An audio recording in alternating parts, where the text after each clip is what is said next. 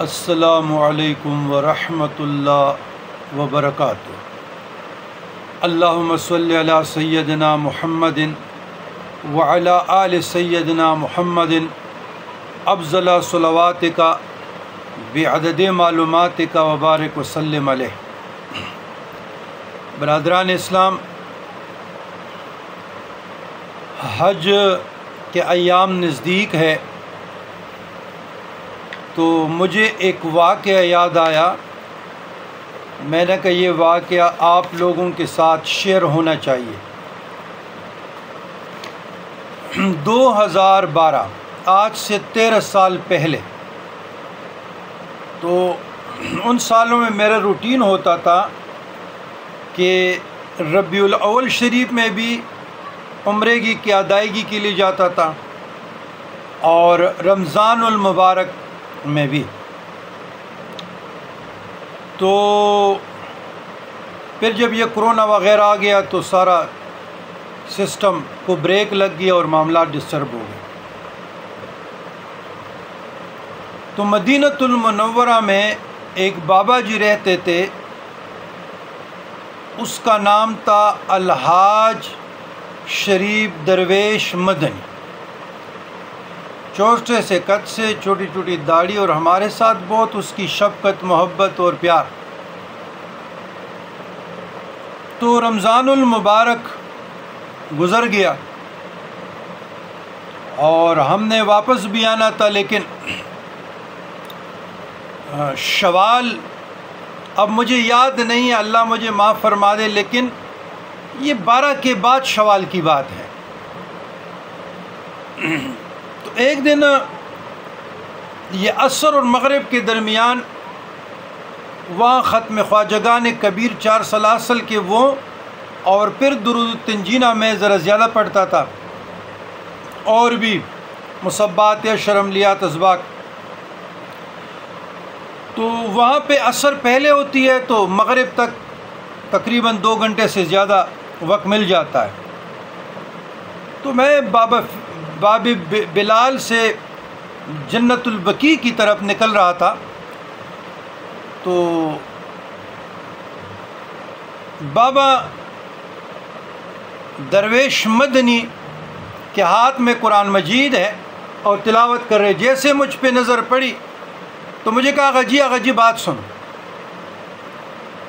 جب میں قریب آیا تو اس نے قرآن مجید فرقان حمید کو ایسے پکڑا، مثلا یہ ایسے، کہ اس قرآن جو سامنے گنبد خضرا کے سامنے بیٹھا ہوں، اس قرآن کی قسم کہ یہ فقیر، یہ درویش آغا جی آپ کے لیے دعا گو ہے۔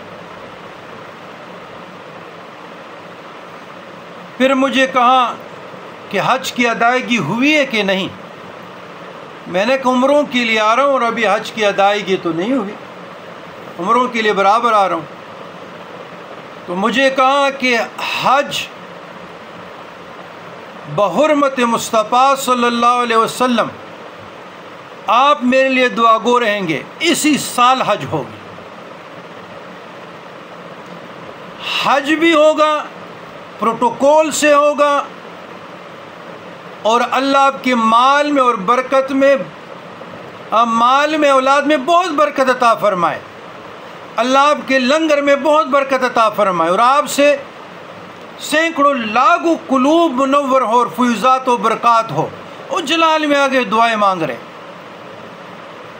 اچھا، میں نے اس کو کہا کہ یہ حج اگلے سال بھی تو ہو سکتا ہے، ابھی تو شوال ہے اور یکم سے فلائٹ ہی شروع ہو جائے گی، تو پتہ نہیں، میں نے 17-18 کو پہنچنا ہے، تو ہم کیسے آ سکتے ہیں؟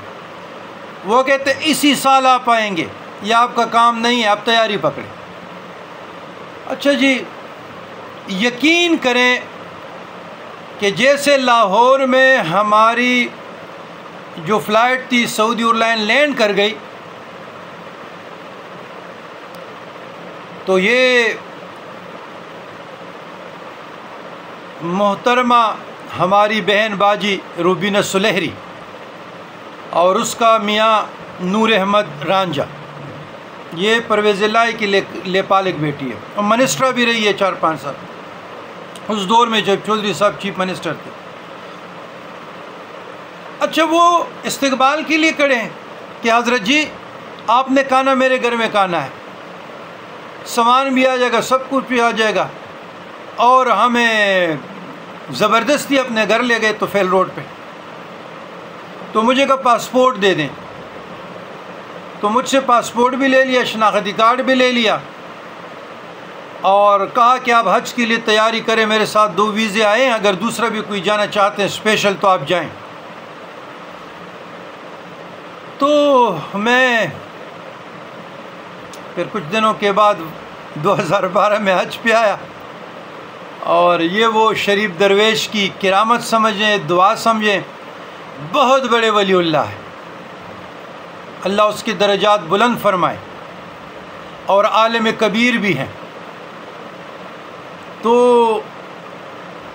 200 باب کے اسرار پر ایسے واقعات تو بے شمار ہیں، لیکن یہ مدینہ سے ریلیٹڈ ہے، اور وہ اس کی کشف اور حضور علیہ الصلاۃ والسلام سے نسبتی قوی، اور اپنے اللہ سے جو رجوع للہ کی کیفیت میں مستغرق، تو میں نے کہا یہ آپ لوگوں سے بھی شیئر کروں کہ یہ کائنات ٹرننگ ویل ہے، یہ لوگوں کی دعا شامل حال ہو جاتی ہے، اور اللہ تعالیٰ فَإِنَّ مَعَ الْعُسْرِ يُسْرًا إِنَّ مَعَ الْعُسْرِ يُسْرًا آسانیاں عطا فرماتے ہیں۔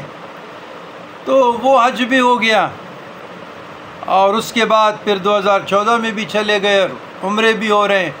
تو یہ اس درویش کی دعا تھی جو اللہ تبارک و تعالیٰ نے مجھے عطا فرمائی، اور یقیناً عارف باللہ ہے، عالم کبیر ہے، اور بہت بڑے عالم دین کے ساتھ بہت بڑے عارف باللہ بھی ہے، اور ہمارے ساتھ ان کے احسانات، ان کا پیار محبت، ان کی شفقت، یقیناً ہم بھی دعا گو ہیں اور رہیں گے انشاءاللہ۔